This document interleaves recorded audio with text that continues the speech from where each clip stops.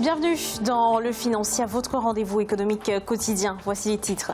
Le FMI conteste l'aide apportée à la Banque de développement des États de l'Afrique centrale par la Banque des États de l'Afrique centrale. Le FMI estime qu'une banque centrale ne doit pas financer une banque de développement. Imposition des importations maliennes pour financer le budget de l'Union africaine. L'État malien va introduire une nouvelle taxe de 0,2% sur toutes ces importations. Le but, être moins dépendant des financements extérieurs.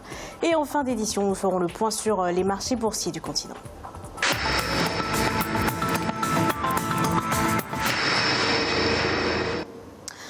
Bras de fer entre la Banque de développement des États de l'Afrique centrale et le FMI. La banque a engagé des réformes pour améliorer sa gouvernance, mais le FMI s'oppose toujours à la reprise de mesures de soutien en sa faveur. Les explications de Victoria Seti.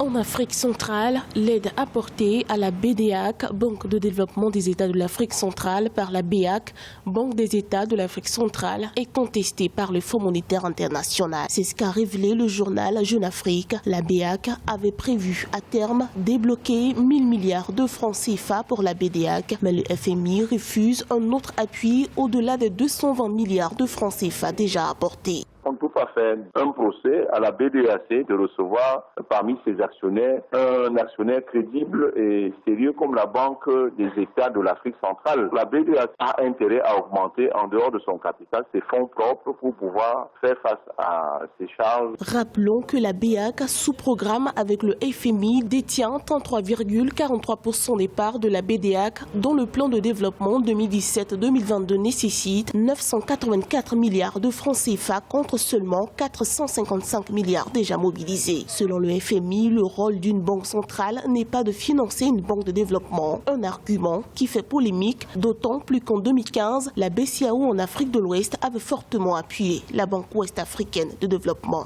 La position du Fonds monétaire international est doctrinaire. Alors qu'au niveau de l'Afrique centrale, on a énormément dénoncé le fait qu'il y avait des liquidités dormantes. Or, l'argent, c'est une immobilisation financière. Si vous la conservez très mal, ça vous coûte plus tôt. C'est dans l'intérêt donc de la Banque centrale de recycler cet argent en cherchant des sites de placement rentables, comme c'est le cas aujourd'hui. Fustigé pour malgouvernance avec un déficit évalué à 433 milliards de francs CFA en juin 2015, la BDAC traînait des créances douteuses de 15%, réduites à 4% ces 2 dernières années. Résultat rendu possible depuis le renouvellement des instances dirigeantes en 2017 et suite à des réformes initiées, selon le rapport. 750 millions de dollars, c'est ce que demande le Kenya à la Banque mondiale pour soutenir les réformes politiques et institutionnelles du pays. Des réformes qui visent à créer une croissance inclusive. Mais le pays a multiplié les opérations de prêt ces dernières années et a vu sa dette publique passer de 44% en 2013 à près de 56% du PIB actuellement. Une augmentation qui inquiète les bailleurs de fonds, dont la Banque mondiale et également le FMI, qui a augmenté le risque de surendettement du pays de faible à modéré. Taxe sur les importations au Mali. Une taxe de 0,2% va être imposée sur toutes les importations dans le pays. La mesure a été adoptée au Conseil des ministres le 24 mai 2019. Elle devrait permettre de financer le budget de l'Union africaine. La nouvelle orientation fiscale pourrait générer jusqu'à 1,1 milliard d'euros selon les estimations. Ange Bijono-Menio.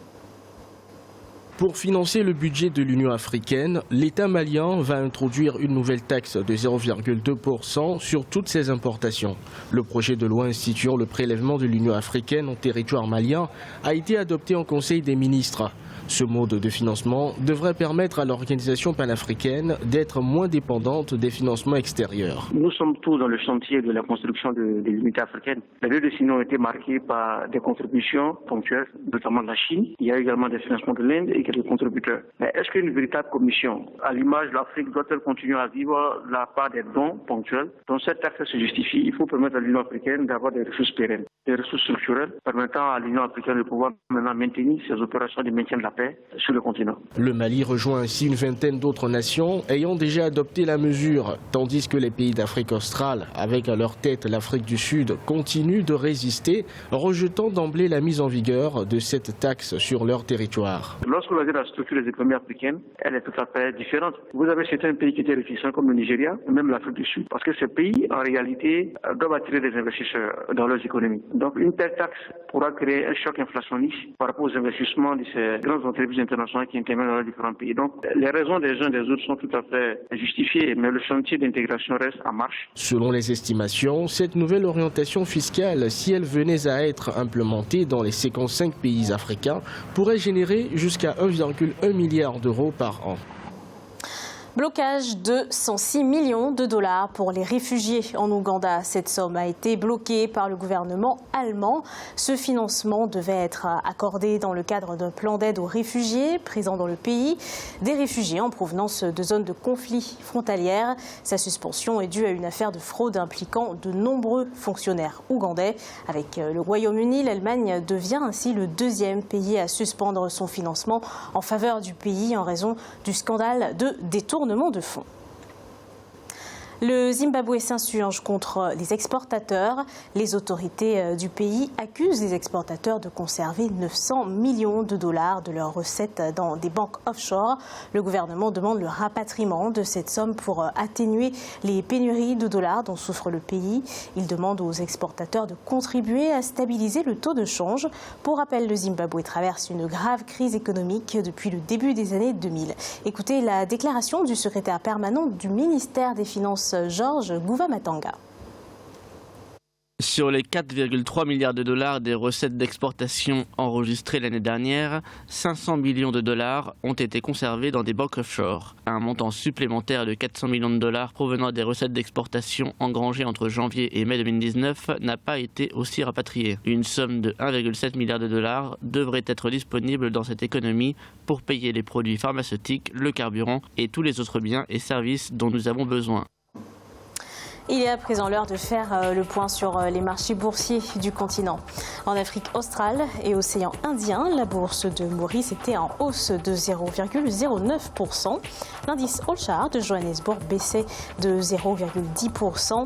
L'indice de Nairobi enregistrait une hausse de 2,96% et l'indice du Botswana était stable. En Afrique de l'Ouest et centrale, la BRVM d'Abidjan était en baisse de 0,16%. L'indice nigérian gagnait 3,68% et la bourse du Ghana gagnait 0,05%.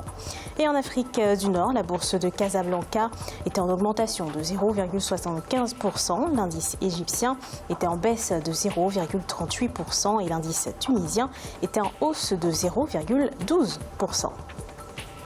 C'est la fin de cette édition du Financière. Merci de nous avoir suivis. On se retrouve bientôt pour un nouveau rendez-vous de l'économie.